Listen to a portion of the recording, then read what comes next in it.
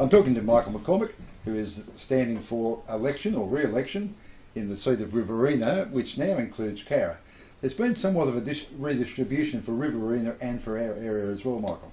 Look, it's been a significant redistribution, and the Riverina seat now takes in Parkes, Forbes, Cowra, Wedden, Cootamundra, Harden, Young and Lockhart Shires. We're losing Griffith, Leeton, Narrandera, Carrathul, Murrumbidgee, Tumut and Tumbarumba Shires. So look, there's been a significant change. The electorate is almost 60% new, but that, whilst I think the people of the Central West would wonder how they ended up in the Riverina boundaries. It does present new challenges, but new opportunities for not just the people, but indeed for the serving member. As a resident of this area, it's the first time we've been that linked to the southern part of the state, I must admit.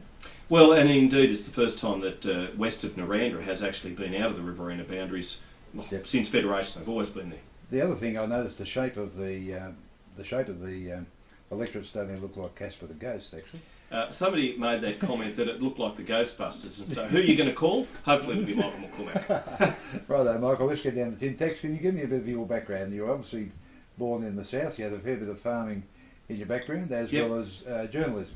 Yeah, look, I was born on a sheep, wheat, cattle, sort of mixed farm, 1,000 acres between Wagga Wagga and Junee. That was, I moved there when I was 4. Dad had a farm at Mara before that, but certainly farming was in the family's blood. In fact, I was the first McCormack eldest son not to take up farming. I took up journalism. I started at the Daily Advertiser at Wagga when I was young, 17, 18. Within 7 or 8 years I was the editor. I was the youngest editor of a newspaper, a daily newspaper editor in Australia at the time. And at its peak, the Daily Advertiser, indeed we had the papers at Griffith, Leeton, Junee, Collie, Embley. We had 58 journalists working for me. It was a significant time for newspapers. It was undergoing significant change with colour coming on board. But look, in 2002, I had a career change. I started up a small business, publishing company, working out of home, and look, we soon built that company up into quite a big business. You know, we were feeding 3 families at the time. That was a very exciting time to be in small business. It's the original startup, isn't it? Absolutely, absolutely. And but look, in 2010, the opportunity came up to do something that I'd always wanted to do, and that's put my hand up for the federal seat. Kay Hull was retiring. She certainly encouraged me to put my hand up, and I put my hand up against 4 very good National Party members. I was lucky to get the pre-selection. Then I came up against some very good candidates in the federal seat of Riverina. I was lucky enough to win that too, and lucky enough to get re-elected in 2013. Right, let's go down to tic-tacs. The future and Gonski. Yep. Where does it sit at the moment in your eyes? Well, look, the federal government is actually putting more money into education than the previous Labor government. And look, we certainly signed on for the years for Gonski, for years up to next year, which was the years covered by the budget at the time. We didn't actually sign up for the out years. And look, certainly when we took over government, Western Australia, Queensland and the Northern Territory were not signed up to any national Commonwealth education model. But that was states, wasn't it? Well, you can't govern for the nation if you don't have 2 states and 1 territory signed up to a proposal. But the choice not to sign up was those states, though, wasn't it? Well, it was a bit of both, I have to say. It was a bit of both. New South Wales got a very good deal and signed up straight off. There's no question about that. Look, I'm very much in favour of a model which produces better students, better teaching outcomes. My daughter has been in the public school system for the last 3 years. She's now teaching in Melbourne. She's teaching down there. So I'm very, very across what schools need and what they want as far as education models are concerned. But I have to say, they were always called state schools for a reason, and that is because they were primarily funded by state governments. Now, state governments can't sort of expect to get all the GST money and to fund state hospitals, state schools, and then turn around and want to double dip and get more money to fund state schools and state hospitals. There is a requirement that they do fund their own, what they are responsible for. I appreciate the fact that federal government has an obligation to also help out. But we can't provide all the GST money and then come up with another stream of money to carry the hard load as far as funding hospitals and schools, which were once the prerogative of state governments. But that would have been probably more so when there was, as has just been killed off, the share of income tax to states, I assume.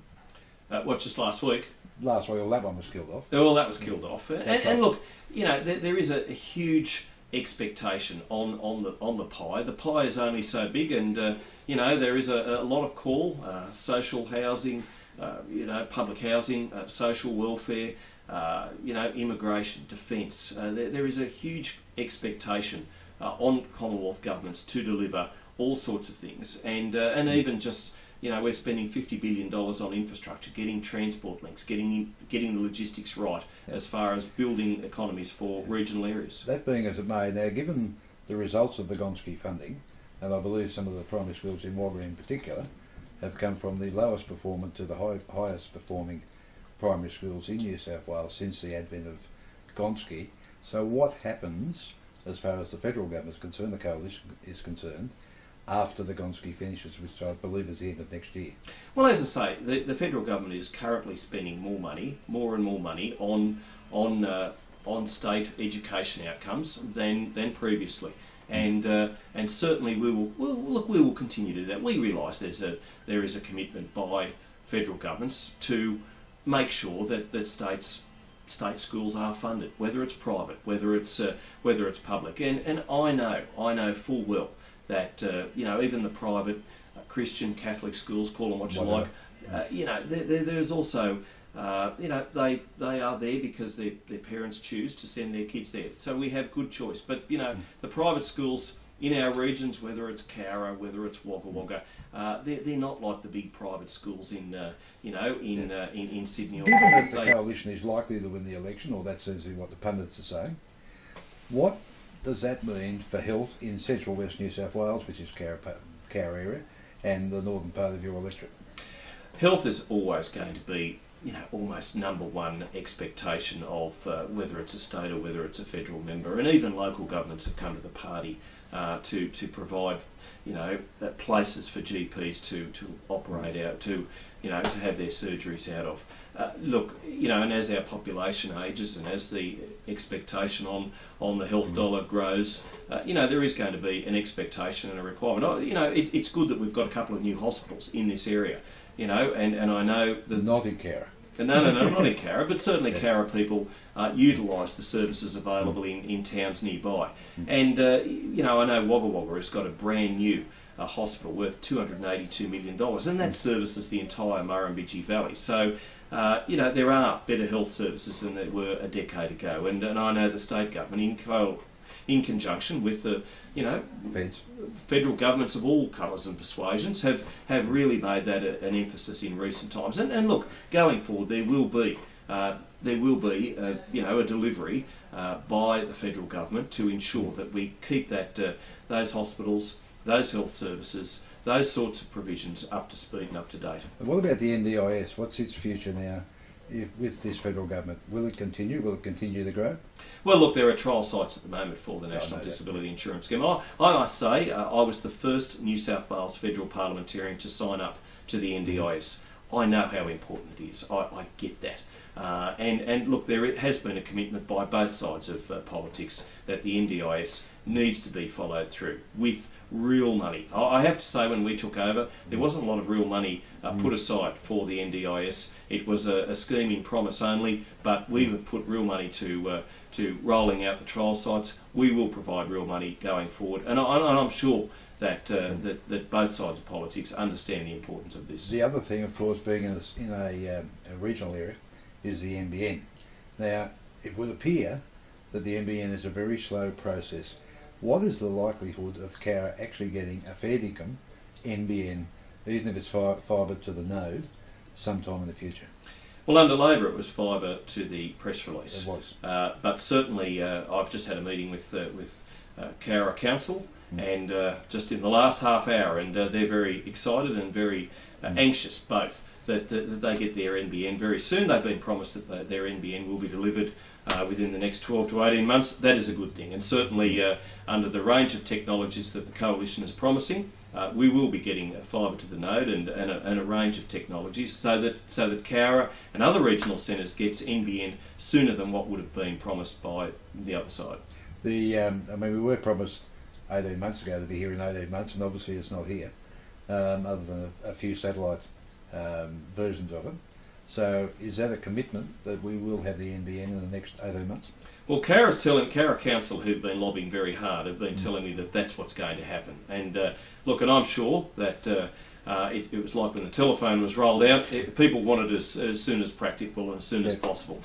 Look, and I know I go sometimes to Sydney and to Melbourne, and you know, sometimes your connectivity on your phone and other things isn't what you'd expect to be in a capital city. But look, it's important. It's going to provide not just convenience and connectivity with the world, but when we as a government are talking about innovation and startups, we need to make sure that regional businesses, regional individuals and indeed students, whether they're university students or high school, even primary school students, who there's an expectation that they have to do so many of their assignments online, and certainly if they're doing distance education, if they're university students, that they have that connectivity. That's right. And okay, well, let's assume that you win this seat. Your central location, I assume, will be Wagga. What sort of service are you going to provide to the residents of Cowra? Well, look, certainly those people in the Riverina, and it's a very large electorate at the moment, it's as large as the state of Tasmania, they know that even though I now have ministerial a ministerial portfolio and responsibilities in that regard, I still get to just about every envelope opening. I still provide constituent service. I'll do the same if I'm elected for the Central West and these what are now the northern, the new Riverina, the northern part of Riverina, and I will still provide that service. Look, sleep is overrated. I can do that when I'm retired. It's just another emotion. I work very, very hard. You know, sometimes people say I work 12 hours a day. Sometimes I think, how do I get a job that I can only work 12 hours in? Right. I work very, very hard, 7 days a week. I've always done that since I've been the member, and I will continue to do that. Somebody said to me the other day, where do you live? And I said, in my car, because I do spend a lot of time driving around. Well, it becomes a mobile office, and you know, I'm on a 3-day tour of the Central West, meeting and greeting, getting out, meeting as many people as I can, and I like doing that sort of thing. I'm a people person, you know, by my very nature, but it's important that people here understand that they will get good representation from myself, from the National Party. Okay, how can people get in contact with you, and when are you likely to be back in Cowra to be approachable? Well, the first answer to the question is either via email, through my website, michaelmccormack.com.au, or by phoning 69214600 is the Wagga Wagga office. The Griffith office is 69641212. I'd be more than happy for people, if they want a constituency appointment, want to see me. There'll be stump meetings, there'll be community hall meetings. I'll be out and about as often as I can be, as often as my ministerial portfolio responsibilities allows me. But look, certainly when the election campaign is in full swing, and that could be very, very soon, it's game on, and I'll be certainly here a lot, staking my claim and trying to get out and win the hearts and minds of the people of the Central West.